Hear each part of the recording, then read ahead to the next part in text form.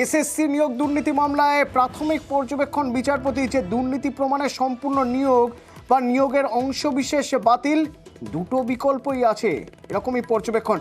কি পর্যবেক্ষণ বিচারপতি বসাকের? দেখো, স্কুল সার্ভিস কমিশনের সমস্ত ধরনের সব ধরনের নিয়োগ দুর্নীতি মামলার একযোগে শুনানি চলছে এবং প্রতিদিন শুনানি হচ্ছে বিচারপতি দেবাংশু বসাকের ডিভিশন বেঞ্চে। এবং আজকে চাকরিহারাদের তরফে সিনিয়র অ্যাডভোকেট জয়ন্ত মিত্রের যে সাবমিশন ছিল, সেই সাবমিশনের সময়টি বিচারপতি দেবাংশু বসাকের ডিভিশন বেঞ্চ প্রাথমিক কিছু পর্যবেক্ষণ রাখে এবং সেখানে বলা হয় যেভাবে এই মামলার গতিপ্রকৃতি এগোচ্ছে, আদালতের কাছে প্রাথমিকভাবে কিছু পর্যবেক্ষণ বা ওপিনিয়ন সামনে আসছে। এক, এই পুরো নিয়োগ সেটাকে বাতিল করে দেওয়া, আর তা না হলে অর্থাৎ নিয়োগের যে দুর্নীতি আদালত খুঁজে পায় সেক্ষেত্রে এই নিয়োগের অংশ বিশেষ অর্থাৎ পার্টলি সেটাকে বাতিল করা। পার্টলি বলতে সম্ভবত আদালত এটাই বোঝাতে চেয়েছে যে আমরা দেখেছি এসএসসি বিভিন্ন নিয়োগের ক্ষেত্রে প্যানেলের মেয়াদ উত্তীর্ণ হওয়ার পরেও একাধিক জনকে চাকরি দেওয়া হয়েছে, এটা আদালতের সামনে অভিযোগ। সম্ভবত সেই প্যানেল এক্সপায়ারি হওয়ার পর যারা চাকরি পেয়েছে সম্ভবত সেটাও বাতিলের কথা ভাবতে পারে, যদিও সেটা খোলসা করে বলেননি বিচারপতি দেবাংশু বসাক।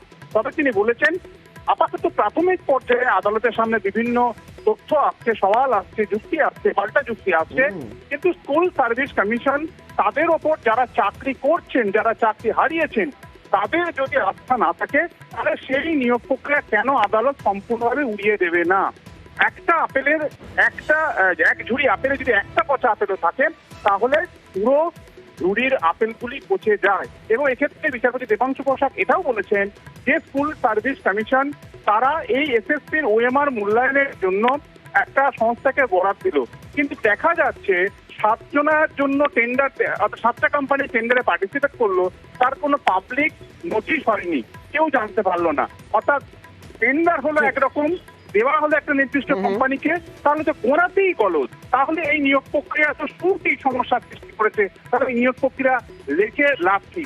7 বা 10,000 চাকরির জন্য তাদের কথা ভেবে কেন গোটা ভারতবর্ষের ক্ষতি করবে এই সাংবিধানিক আদালত? এবং একই সঙ্গে বিচারপতি জানিয়েছেন যে 23 লক্ষ যারা পরীক্ষায় বসেছিলেন পরীক্ষার্থী, SSC group D, group C, নবম দশম, একাদশ দ্বাদশ, তাদের তো কোনো দোষ ছিল না। তারা চেয়েছিলেন একটা স্বচ্ছ নিয়োগ প্রক্রিয়া পার্টিসিপেট করে, তারা যদি মেধায় পিছিয়ে থাকে তারা পাবে না। তাহলে এই স্বচ্ছ নিয়োগ প্রক্রিয়া যদি না হয় তাহলে শুধুমাত্র শূন্য পদ ভরানোর জন্য অযোগ্যদের সেখানে কেন নিয়োগ করা হবে? কাজেই এই মামলা আরো শুনানি চলবে, প্রাথমিকভাবে পর্যবেক্ষণ রেখেছে এবং এই নিয়োগ দুর্নীতির যে পার্ট সেই প্রাথমিক পরবর্তী অত্যন্ত গুরুত্বপূর্ণ। অর্ণব, সঙ্গে থাকো, আরো কিছু গুরুত্বপূর্ণ খবর থাকছে।